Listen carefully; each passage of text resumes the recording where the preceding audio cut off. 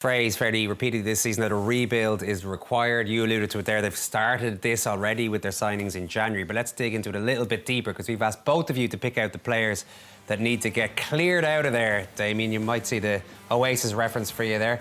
Yeah. What are you looking at here? Definitely maybes. Look, I think a good one was a panic. Reacquisition after he went to Barcelona with the injury that came in, so they felt they needed a body and he was the only one available.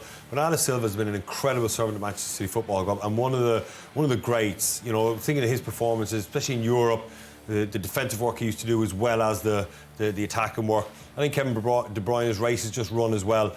Kovacic isn't blue through and through, like the Chelsea player. So Jack Grealish, if you could recoup some money for him. The only thing I would add to that is that you do want to be mindful of moving on too many experienced players, especially if the likes of say, Bernardo Silva can provide a leadership role in an understanding that he is going to be a bit part player.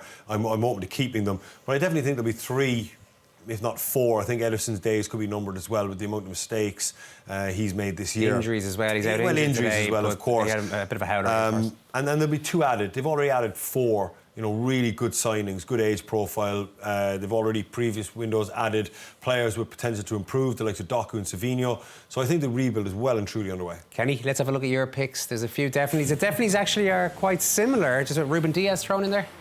Yeah, because I just think, too many numbers across the defensive line.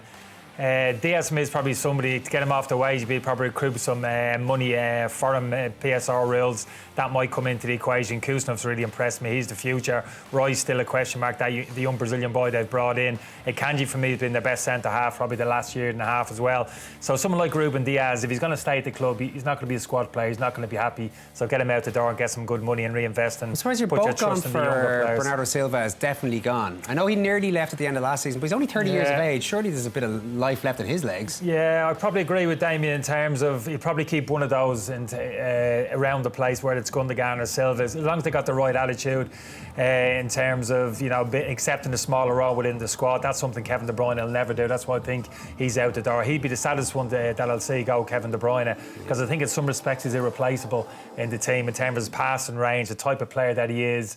He'd be the one they'll miss the most. You both have Grealish on your maybes there. How strong a maybe is he? If you were Jack Grealish, would you think maybe now it's time just to go and enjoy my football somewhere else? Well, I think the onus is on Jack Grealish, and does he want to be there? Is he prepared to put in the effort and up his level of performance? Because his level of performance hasn't been good enough for Manchester. He hasn't been consistent enough, hasn't been in the team enough. Sometimes his body language can look a little bit off as well. So it's up to him. If he applies himself and is motivated and has an appetite for the game, he can be a serious player, but you don't want players around your squad that aren't fully committed. And at times this year, he shows up in the media regularly with off-field issues. So if you got money for him and you needed to recoup some money, I don't think they do with the PSR Kenny's talking about, like Alvarez going. They've recouped an awful lot of money in the last number of years, so I think they're okay on that front.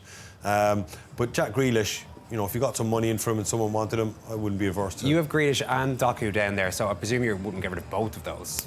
Is it one of those two you get rid of? No, I think he could do potentially. If forgetting about Oscar Bob, I think he's better than both of them. He's going to come back into the equation during the summer. They've invested in Marmouche, Savinho, etc. Got the option of Phil Foden, who can play off the flanks. Don't have too many numbers within the squad. It's kind of striking that balance within the squad, not having too many unhappy players. Do you not think that Doku gives them pace direct, so you've another way of playing? If you end up with too many little chinky number 10s, he's one that can play ball in behind and run.